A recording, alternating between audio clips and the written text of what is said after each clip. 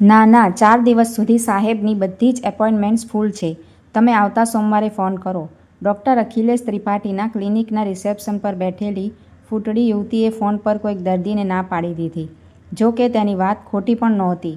Doctor Akhilesh એક જાણીતા psychiatrist હતા અને તેમની પ્રેક્ટિસ પણ ખૂબ સારી ચાલતી હતી. એમની ટ્રીટમેન્ટ, ડાયગ્નોસિસ વગેરે એટલા સચોટ હતા કે શહેરની સિવિલ હોસ્પિટલમાંથી જ્યારે તેમણે પોતાનું પ્રાઇવેટ નર્સિંગ હોમ શરૂ કરવાનું નક્કી કર્યું ત્યારે પણ દર્દીઓએ કહી દીધેલું, સાહેબ પછી અમે આ સરકારી હોસ્પિટલમાં નહીં આવીએ, તમારા દવાખાને જ લાઈન લગાવવી પડશે. સાહેબ કોફી બનાવું? ક્લિનિક જવા માટે તૈયાર થઈ રહેલા અખિલેશને નોકરે પૂછ્યું. પણ અખિલેશનું ધ્યાન જ ક્યાં હતું કે તે જવાબ આપે. આદમકદ આયના સામે ઊભા રહી વાળમાં કાંસકો ફેરવી રહેલા અખિલેશના દિમાગમાં તો હમણાં જૂના દિવસોની યાદો પરફ્યુમની બોટલમાંથી ફુવારો થઈને છંટાઈ રહી હતી. જાણે આયનામાં દેખાતી પોતાની જ તસવીર સાથે વાત કરી રહ્યો હોય એમ ગઈકાલે સાંજે ફોન પર થયેલી વાતચીતના શબ્દો તેના મોઢા પર આવી ગયા.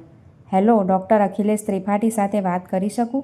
સામા છેડેથી પૂછાયેલા પ્રશ્ન સામે અખિલેશે કહ્યું હતું, yes, how May I help you? Hello doctor, હું શ્રીધર શાહ.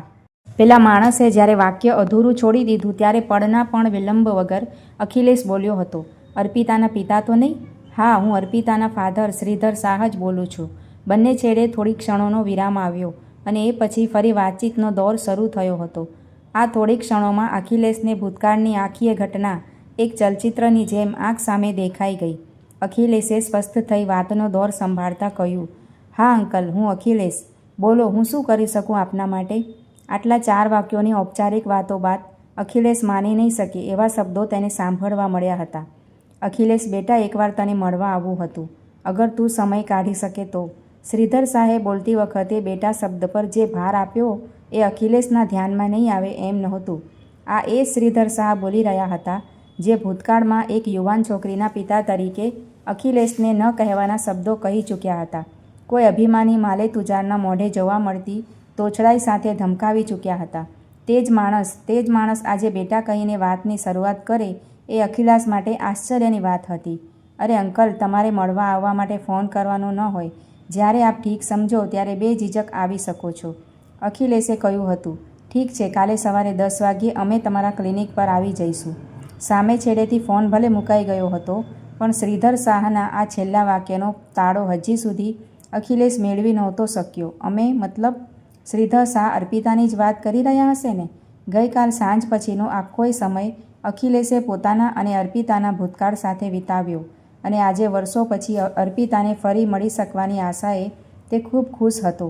બાકી ગીત ગણગણવું, પરફ્યુમનો આમ બેફિકરાઈથી છંટકાવ કરવો, આ બધું હવે તેનો સ્વભાવ નહોતો રહ્યો. સામાન્ય ઘરનો છોકરો અખિલેશ સસ્તા અને સામાન્ય કપડાં પહેરીને રોજ ચાલતો જ કોલેજ જતો અને મોટા ભાગે એકલો જ રહેતો, પણ દેખાવે કોઈ ફિલ્મી હીરો જેવો લાગે અને ભણવામાં પણ એટલો જ હોશિયાર. રિઝલ્ટ સમયે કોલેજના નોટિસ બોર્ડ પર પ્રથમ ક્રમે લગભગ દરેક વખતે અખિલેશનું જ નામ જોવા મળતું. અર્પિતા શહેરના નામદાર ઉદ્યોગપતિ શ્રીધર શાહની દીકરી, લાડકોડ અને દોમદોમ સાહેબીમાં ઉછરેલી અત્યંત સુંદર અને નમણી છોકરી. એક જ કોલેજ અને એક જ ક્લાસમાં સાથે ભણતા અખિલેશ અને અર્પિતા નોટ્સની આપલે કરતાં કરતાં હૈયાની પણ આપલે કરી બેઠા. નાના શહેરમાં મોટા પ્રખ્યાત માણસની દીકરી હોવાને કારણે તે લોકોના પ્રેમ પ્રકરણની વાતો તેના પિતાના કાને પહોંચતા વાર નહોતી લાગી અને એ પછી જે બનવા જોગ હતું એ જ બન્યું. અર્પિતાની ગેરહાજરીમાં અખિલેશ સાથે શ્રીધર શાહની મુલાકાત, ધમકીઓથી યુવાનની હિંમતને દબાવી દેવાનો પ્રયત્ન અને મરાવી નાખવાની ધમકીઓ. શું હેસિયત શું છે તારી કે મારી દીકરી તરફ જોવાની પણ તે હિંમત કરી? શું કરે છે તારો બાપ? એક સામાન્ય ક્લાર્કની નોકરી. તું શું બનવાનો છે એમાં મને રસ નથી. તું શું છે એટલે જ તારી ઓકાત નક્કી થઈ શકે છે. જીવન ચાહતો હોય તો અર્પિતાનું આજ પછી નામ પણ નહીં લેતો, સમજ્યો? તોછડાઈ, ઉદ્ધતાઈ અને ઘમંડથી છલકાતા શ્રીધર શાહના એ શબ્દો આજે પણ અખિલેશને બરાબર યાદ હતા. પણ ગઈકાલે ફોન પર વાત કરતી વેળાના શ્રીધર શાહમાં આમાંનું કશું જ વર્તાતું નહોતું. ઉંમરની સાથે જુસ્સો અને ગુસ્સો પણ ઓસરી ગયા હશે. અખિલેશને વિચાર આવી ગયો હતો. અર્પિતાને પહેલીવાર પ્રપોઝ કરતી વખતે જે ડાર્ક બ્લુ શેડનું પેન્ટ અને પિંક શર્ટ પહેર્યા હતા એ જ કલરના શર્ટ અને પેન્ટ આજે ફરી અખિલેશે પહેરવાનું પસંદ કર્યું. દર્દીઓને તપાસવામાં એકવાર પણ ઘડિયાળ તરફ જોવાની દરકાર નહોતો કરતો. તે અખિલેશ આજે દર મિનિટે ઘડિયાળ તરફ જોઈ લેતો હતો. પૂરા 16 વર્ષ પછી આજે એ અર્પિતાને જોવાનો હતો, મળવાનો હતો. જે માણસે વર્ષો પહેલાં ધમકીભર્યા સ્વરમાં અર્પિતાને મળવાની ના પાડી હતી, તેણે જ જાતે ગઈકાલે ફોન કરીને આજનો મળવાનો સમય નક્કી કર્યો. એ વિચાર માત્ર ડૉક્ટર અખિલેશને રોમાંચિત કરતો હતો. ડૉક્ટર અખિલેશ ત્રિપાઠીને પોતાની ધીકતી પ્રેક્ટિસ અને વ્યસ્તતા વચ્ચે પણ ક્યાંકથી એટલા સમાચાર મળ્યા હતા કે અર્પિતા હવે કોઈ મોટા ઉદ્યોગપતિના એકના એક દીકરા સાથે પરણીને એક દીકરાની મા પણ બની ચૂકી છે. જ્યારે અખિલેશનું મન હજી અર્પિતા સિવાય કોઈ બીજી છોકરીને જીવનસાથી તરીકે સ્વીકારી શક્યું નહોતું. એક ડૉક્ટર તરીકે તેણે પોતાની જાતને એટલી વ્યસ્ત કરી લીધી હતી કે પરણવા અંગેનો વિચાર કરવાનો પણ તેને સમય નહીં મળતો. અંદર આવી શકું ડૉક્ટર? એક આધેડ વયના પુરુષનો અવાજ સાંભળીને અખિલેશે દરવાજા તરફ નજર ઘુમાવી. સામે શ્રીધર શાહ ઊભા હતા. અખિલેશે તેમને આવકાર્યા. તેમની પાછળ એક સ્ત્રી પણ પ્રવેશી. અખિલેશને એ ચહેરો ઓળખતા વાર નહીં લાગી. હા, એ અર્પિતા જ હતી. અખિલેશે બંનેને સામે પડેલી ખુરશી પર બેસવાનો ઇશારો તો કર્યો, પણ તેની નજર હજી અર્પિતાના ચહેરા પર જ મંડાયેલી હતી. આંખોએ આંખોનું કામ કરી લીધું અને અર્પિતાની ખબર પૂછાઈ ગઈ. પણ સામે અખિલેશને જે કંઈ જોવા મળ્યું એ ખાસ કંઈ ખુશ કરે એવું નહોતું. ક્યારેક જે છોકરી ચંચળતાની વ્યાખ્યા સમાન હતી, આરીદાર મારકણા રૂપની માલકીણ હતી, એ જ અર્પિતાની આંખો હમણાં સાવ નિસ્તેજ, ઊંડી ઉતરી ગયેલી હતી. તેની આજુબાજુ પડી ગયેલા કાળા ડાઘ કહી આપતા હતા કે બધું બરાબર નથી. આટલા વર્ષો પછી અખિલેશને જોવા મળવા છતાં પણ અર્પિતાના ચહેરા પર આનંદ કે ઉન્માદની કોઈ લકીર સુદ્ધા નહોતી. આંખોમાં ઉત્સાહ નહોતો. થોડા સમયના મૌન બાદ ઔપચારિક વાતોથી શરૂઆત થઈ. શરૂઆત પણ શ્રીધરભાઈએ જ કરી. અખિલેશ, દીકરા ઘણા લાંબા સમયથી તમને મળવાનું વિચારતા હતા, પણ મારા પગ અને જીભ બંને ઉપડતા નહોતા. તમને કહ્યું, કેમ આવું થયું? કંઈ ખાસ કારણ? અખિલેશ અર્પિતાની હાલત જોઈ ખળભળી ગયો હતો, પણ તેમ છતાં તેણે સ્વસ્થ દેખાવાનો પ્રયત્ન કરતાં પૂછ્યું. અર્પિતાના લગ્ન થઈ આજે 12 વર્ષ થયા. 8 મહિના પહેલાં જ ભીમાશંકર ગયેલા ત્યાં ઘાટ ઉપર એક રોડ અકસ્માતમાં તેના 8 વર્ષના બાળકનું મૃત્યુ થઈ ગયું. દીકરીના નજીકના ભૂતકાળની વાત કરતાં શ્રીધરભાઈ રડી પડ્યા, પણ તેમને રડતા જોઈને રહેલી અર્પિતાના ચહેરા પર કોઈ ભાવ નહોતો. તેને માટે જાણે કંઈ બન્યું જ નથી. ત્યારથી મારી દીકરી કંઈક અજીબ વર્તન કરે છે. એનું સમગ્ર વિશ્વ જ જાણે બદલાઈ ગયું છે. અખિલેશ, તેના વર્તન અને વાણીમાં વારંવાર ન સમજી શકાય તેવા ફેરફાર આવ્યા કરે છે. શ્રીધર શાહ બોલે જતા હતા. આઘાત પામવાનો સમય હવે અખિલેશનો હતો. શ્રીધરભાઈ સાથે વાત કરતાં પણ તેની નજર તો સતત અર્પિતા ઉપર જ હતી. તદ્દન સામાન્ય વાત કરતાં અર્પિતા અચાનક કોઈ બીજી દુનિયામાં ચાલી જાય છે. તદ્દન અર્થહીન વાતો યા વર્તન કરવા માંડે છે.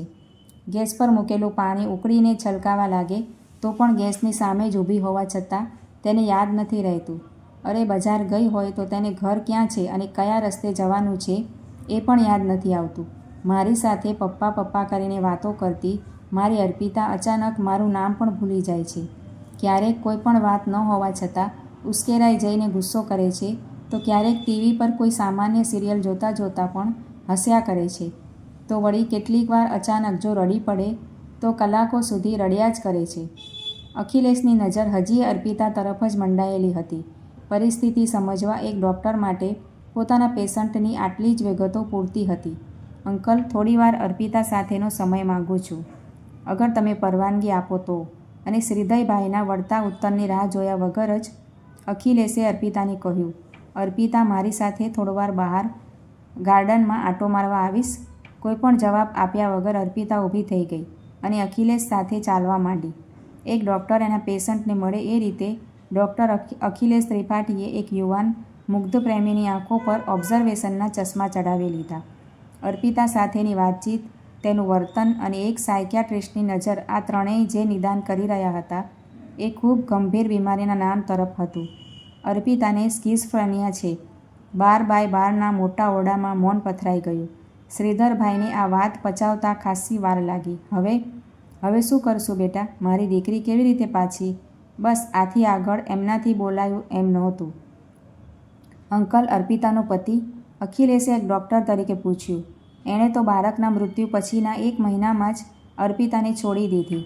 ત્યારથી અર્પુ મારી સાથે જ રહે છે.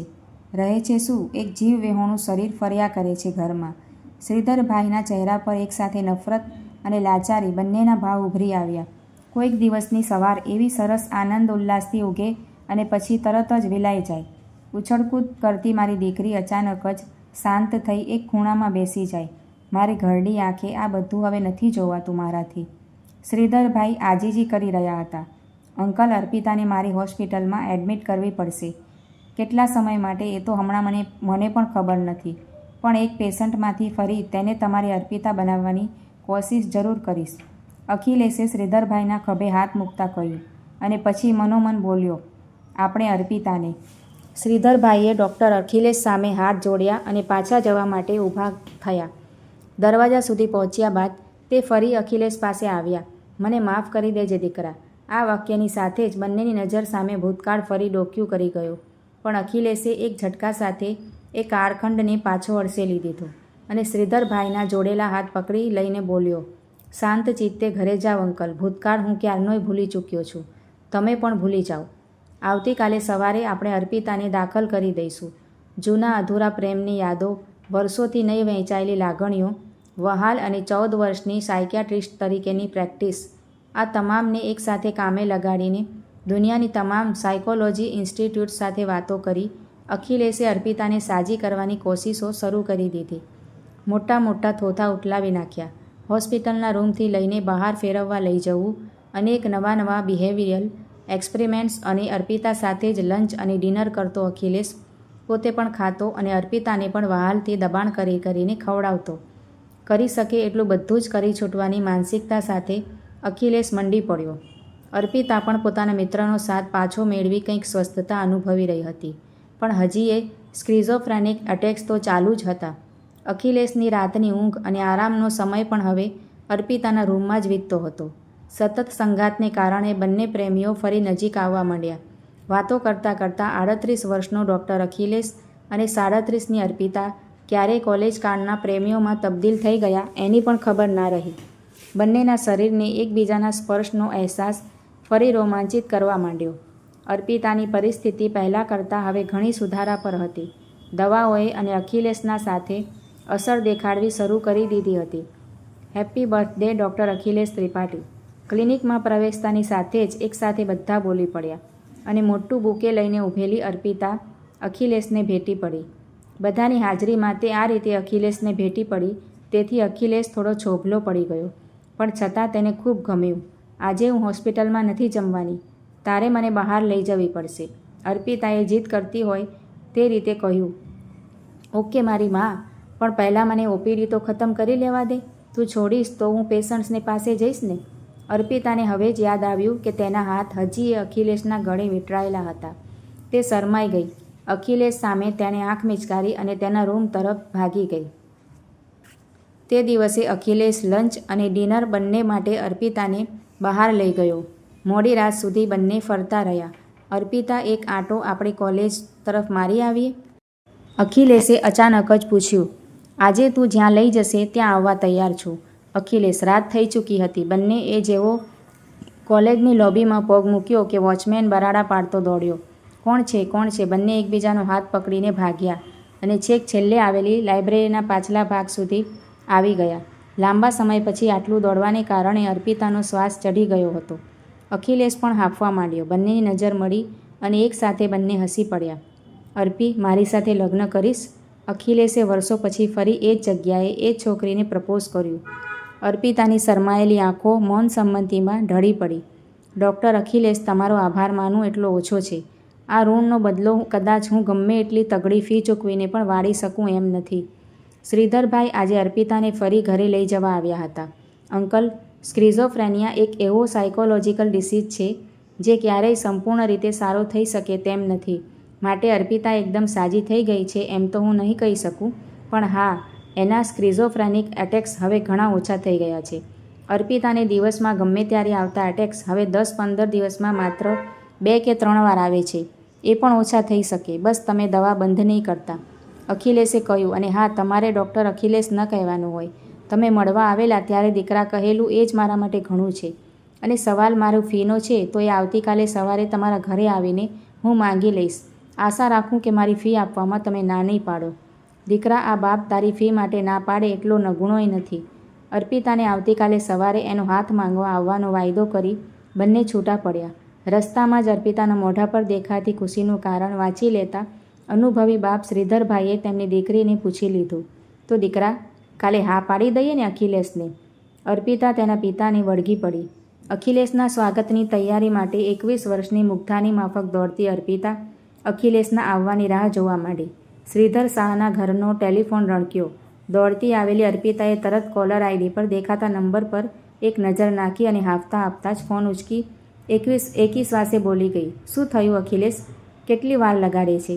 ચલને જલ્દી, હું ક્યારની રાહ જોઉં છું. સામા છેડે ક્લિનિકની રિસેપ્શનિસ્ટ મેરી હતી. મેડમ, અખિલેશ સર તમારા ઘરે આવવા માટે તેમની કાર લઈને નીકળ્યા હતા અને માર્ગ અકસ્માતમાં. મિત્રો, આ વાર્તા તમને કેવી લાગી છે તે કમેન્ટ દ્વારા જરૂરથી જણાવજો અને સારી લાગી હોય તો વિડીયોને લાઇક શેર કરીને ચેનલને સબસ્ક્રાઈબ કરજો.